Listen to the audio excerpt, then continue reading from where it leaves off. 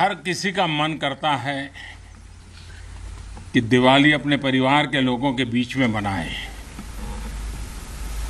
मेरा भी मन करता है कि मैं दिवाली मेरे परिवारजनों के बीच में मनाऊं, और इसीलिए हर दिवाली मैं मेरे परिवारजनों के बीच मनाने के लिए आता हूं, क्योंकि आप मेरे परिवारजन हैं, मैं आपका परिवार का साथी हूं।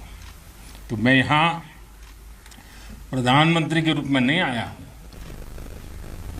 मैं आपके परिवार के एक सदस्य के रूप में आया हूं। आप सभी के बीच आना, जो भाव अपने परिवार के बीच जाकर के होता है, वही भाव मेरे मन में होता है। और जब से मैं इस संवैधानिक जिम्मेवारी को संभाल रहा हूं, आज उसको 20 साल से भी अधिक समय हो गया। बहुत लंबे अरसे तक मुझे देशवासियों ने इस प्रकार की सेवा का मौका दिया। पहले गुजरात वालों ने दिया, अब देशवासियों ने दिया। लेकिन मैंने हर दिवाली सीमा पर तैनात आप मेरे परिवारजनों के बीच बिताई है। आज मैं फिर आपके बीच आया हूं, आपसे एक नई ऊर्जा लेकर के जाऊंगा, नया उमंग लेकर के जाऊंगा, नया विश्वास लेकर के जाऊंगा। लेकिन मैं अकेला नहीं आया हूं, मैं मेरे साथ 130 करोड़ देशवासियों के आशीर्वाद आपको लेकर के आया हूं। ढेर सारा आशीर्वाद लेकर के आया हूं आपके लिए। आज शाम को दिवाली पर एक दिया आपकी वीरता को, आपके शौर्य को, आपके पराक्रम को, आपके त्याग और तपस्या के नाम पर, और जो लोग देश की रक्षा में जुटे हुए हैं, ऐसे आप सबके लिए हिंदुस्तान का हर नागरिक उस दिए की ज्योत के साथ आपको अनेक अनेक शुभकामनाएं भी देता रहेगा। और आज तो मुझे पक्का विश्वास है कि आप घर पर बात करेंगे, हो सका तो फोटो भी भेज देंगे, और मुझे पक्का विश्वास है आप कहेंगे हाँ यार इस बार तो दिवाली कुछ और थी, कहेंगे ना। देखिए आप रिलैक्स हो जाइए, आप कोई आपको देखते नहीं है, आप चिंता मत कीजिए।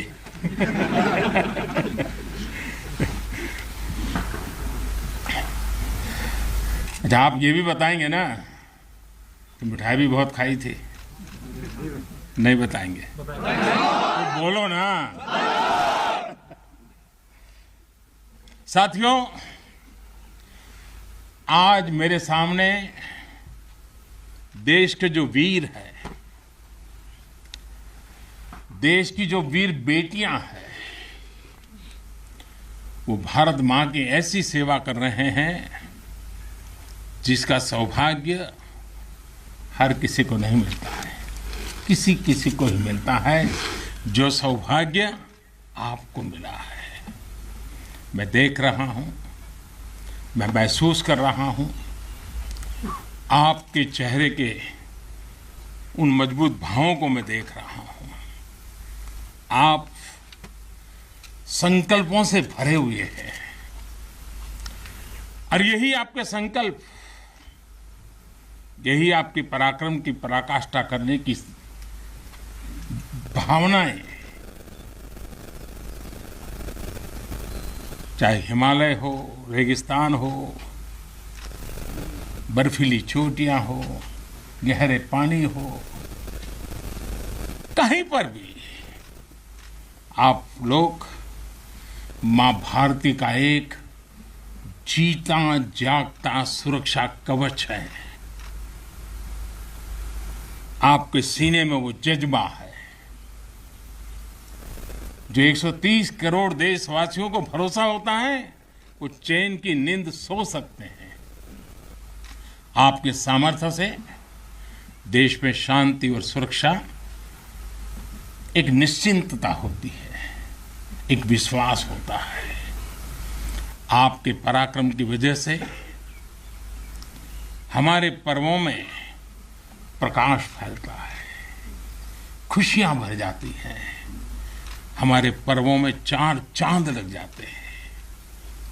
अभी दीपावली के बाद गोवर्धन पूजा, फिर भैया दूज और छठ पर्व भी बिल्कुल गिनती के दिनों में सामने आ रहा है।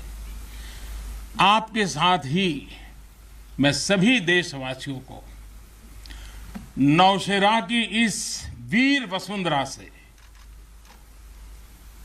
इन सभी पर्वों के लिए देशवासियों को भी बहुत बहुत शुभकामनाएं देता हूं।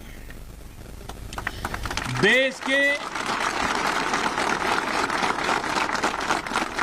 अन्य हिस्सों में बड़ी संख्या में लोग आज दिवाली का जब दूसरा दिन होता है तो नववर्ष की भी शुरुआत करते हैं, और हमारे यहाँ तो हिसाब किताब भी दिवाली से पूरा होता है और दिवाली के दूसरे दिन से शुरू होता है। खास करके गुजरात में कल नया साल होता है। तो मैं आज नौशेरा की इस वीर भूमि से गुजरात के लोगों को भी और जहाँ जहाँ नववर्ष मनाते हैं उन सबको भी अनेक अनेक मंगल कामनाएं उनके लिए देता हूँ। साथियों, जब मैं यहाँ नौशेरा की पवित्र भूमि पर उतरा, यहाँ की मिट्टी का स्पर्श किया, तो एक अलग ही भावना, एक अलग ही रोमांच से मेरा मन भर गया। यहाँ का इतिहास भारतीय सेना की वीरता का जयघोष करता है। हर चोटी से उस जयघोष सुनाई देता है। यहाँ का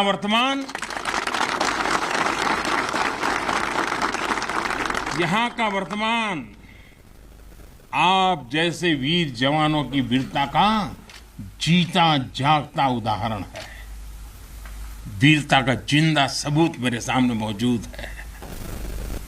नौशेरा ने हर युद्ध का, हर छद्म का, हर षड्यंत्र का माकूल जवाब देकर कश्मीर और श्रीनगर के प्रहरी का काम किया है। आजादी के तुरंत बाद ही दुश्मनों ने इस पर नजर घड़ा करके रखी हुई थी। नौशेरा पर हमला हुआ, दुश्मनों ने ऊंचाई पर बैठकर इस पर कब्जा जमाने की कोशिश की, और अभी जो मुझे पूरा वृत्त वीडियो समेत सारी चीजें मुझे देखना समझने का मौका मिला, और मुझे खुशी है कि नौशेरा के जाबाजों के शौर्य के सामने सारी साजिशें धरी की धरी रह गई। दोस्तों, भारत माता की, भारत माता की, भारत माता की। भारतीय सेना की ताकत क्या होती है,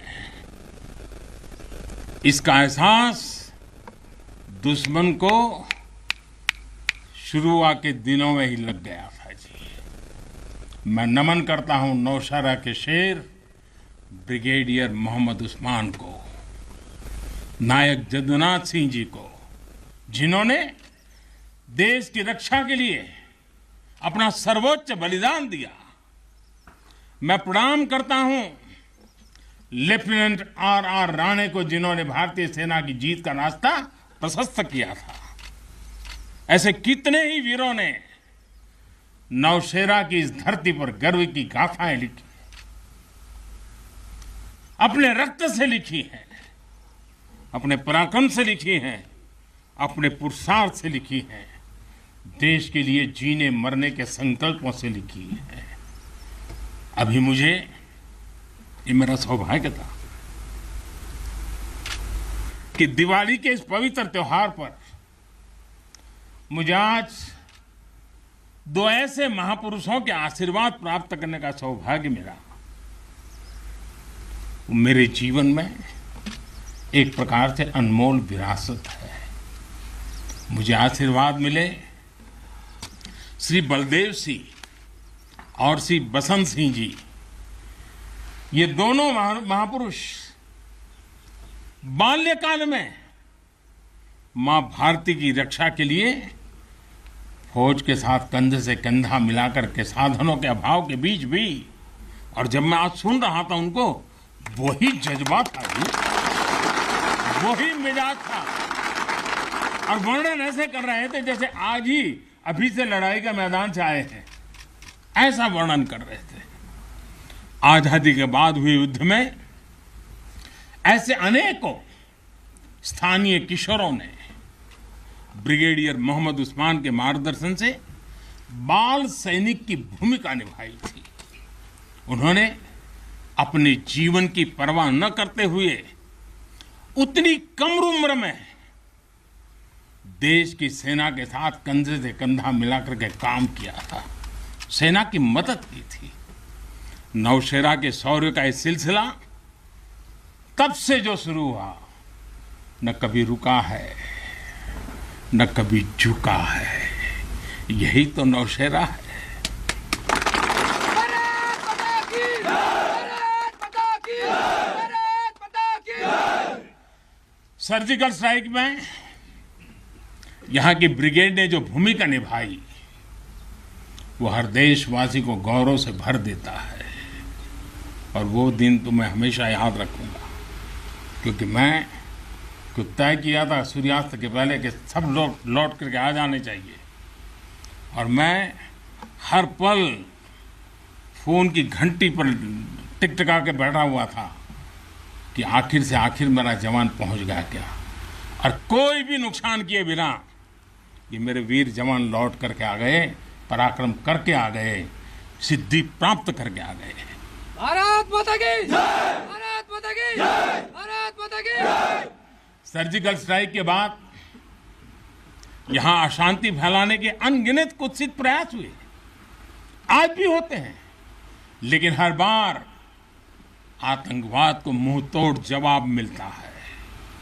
असत्य और अन्याय के खिलाफ इस धरती में एक स्वाभाविक प्रेरणा है, माना जाता है,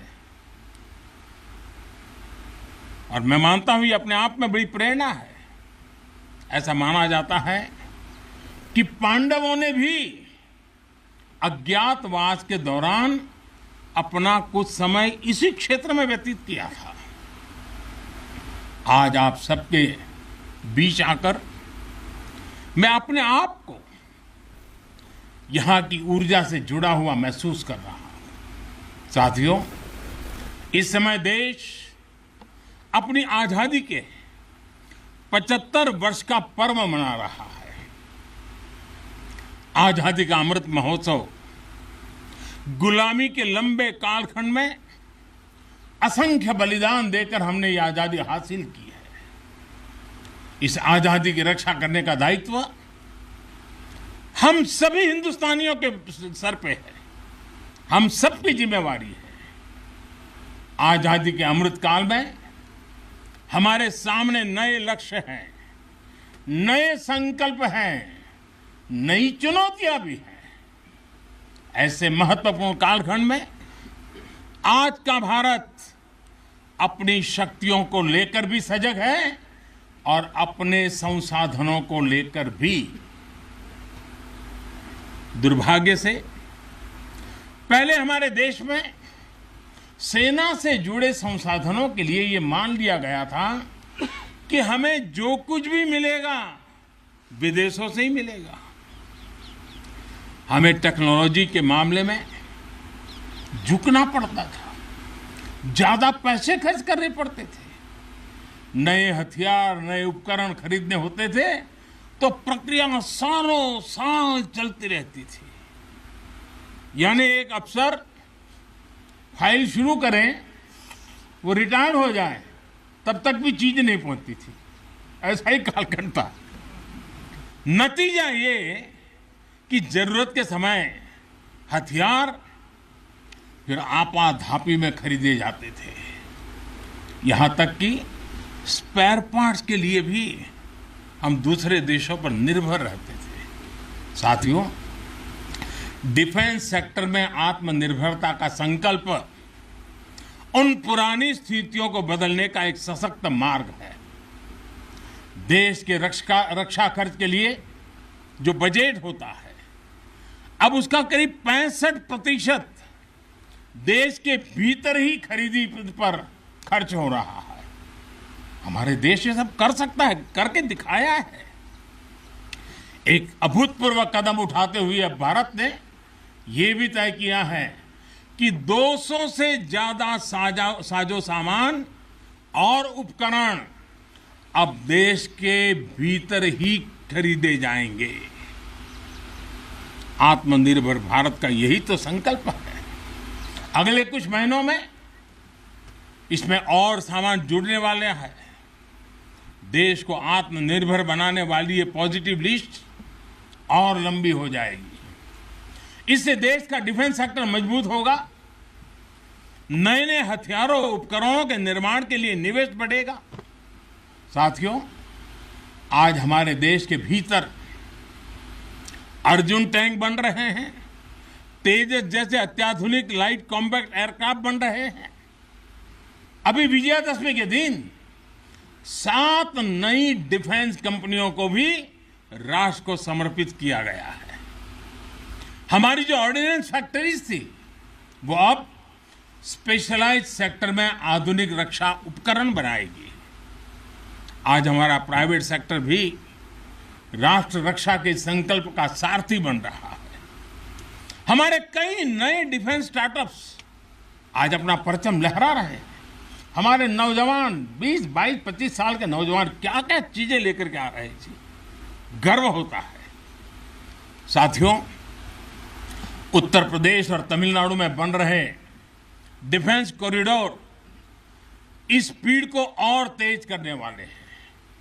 ये सारे कदम जो आज हम उठा रहे हैं वो भारत के सामर्थ्य के साथ साथ डिफेंस एक्सपोर्टर के रूप में हमारी पहचान को भी सशक्त करने वाले हैं। साथियों, हमारे शास्त्रों में कहा गया है, को अति भारः समर्था नाम, यानी जो समर्थ होता है उसके लिए अति भार मायने नहीं रखता, वो सहज ही अपने संकल्पों को सिद्ध करता है। इसलिए आज हमें बदलती दुनिया, युद्ध के बदलते स्वरूप के अनुसार ही अपनी सैन्य शक्ति को भी बढ़ाना है, उसको नए ताकत के साथ ढालना भी है। हमें अपनी तैयारियों को दुनिया में हो रहे इस तेज परिवर्तन के अनुकूल ही ढालना ही होगा। हमें मालूम है किसी समय हाथी घोड़े पर लड़ाइयां होती थी। अब कोई सोच नहीं सकता हाथी घोड़े की लड़ाई, रूप बदल गया। पहले शायद युद्ध के रूप बदलने में दशकों लग जाते होंगे, शताब्दियां लग जाती होगी। आज तो सुबह एक तरीका होगा तो शाम को दूसरा तरीका होगा लड़ाई का। इतनी तेजी से टेक्नोलॉजी अपनी जगह बना रही है। आज की युद्ध कला सिर्फ ऑपरेशंस के तौर तरीकों तक ही सीमित नहीं है। आज अलग अलग पहलुओं में बेहतर तालमेल, टेक्नोलॉजी और हाइब्रिड टैक्टिक्स का उपयोग बहुत बड़ा फर्क डाल सकता है। संगठित नेतृत्व एक्शन में बेहतर समन्वय आज बहुत जरूरी है। इसलिए बीते समय से हर स्तर पर लगातार रिफॉर्म्स किए जा रहे हैं। चीफ ऑफ डिफेंस स्टाफ की नियुक्ति हो या डिपार्टमेंट ऑफ मिलिट्री अफेयर्स का गठन, ये हमारी सैन्य शक्ति को बदलते समय के साथ कदम ताल करने में अहम रोल निभा रहे हैं। साथियों, आधुनिक बॉर्डर इंफ्रास्ट्रक्चर भी हमारी सैन्य ताकत को और मजबूत करने वाला है। सीमावर्ती इलाकों की कनेक्टिविटी को लेकर पहले कैसे काम होता था, ये आज देश के लोग, आप सभी भली भांति जानते हैं। अब आज लद्दाख से लेकर के अरुणाचल प्रदेश तक, जैसलमेर से लेकर के अंडमान निकोबार द्वीप तक, हमारे बॉर्डर एरियाज में, हमारे समुद्री तट पर जहां सामान्य कनेक्टिविटी भी नहीं होती थी, आज वहां आधुनिक रोड, बड़े बड़े टनल्स, पूल और ऑप्टिकल फाइबर जैसे नेटवर्क बिछाए जा रहे हैं। इससे हमारी डिप्लॉयमेंट कैपेबिलिटी में तो भूतपूर्व सुधार हुआ ही है। सैनिकों को भी अब बहुत अधिक सुविधा हो रही है। साथियों, नारी शक्ति को नए और समर्थ भारत की शक्ति बनाने का गंभीर प्रयास बीते 7 सालों में हर सेक्टर में किया जा रहा है। देश की रक्षा के क्षेत्र में भी भारत की बेटियों की भागीदारी अब नई बुलंदी की तरफ बढ़ रही है। नेवी और एयरफोर्स में अग्रिम मोर्चों पर तैनाती के बाद अब आर्मी में भी महिलाओं की भूमिका का विस्तार हो रहा है।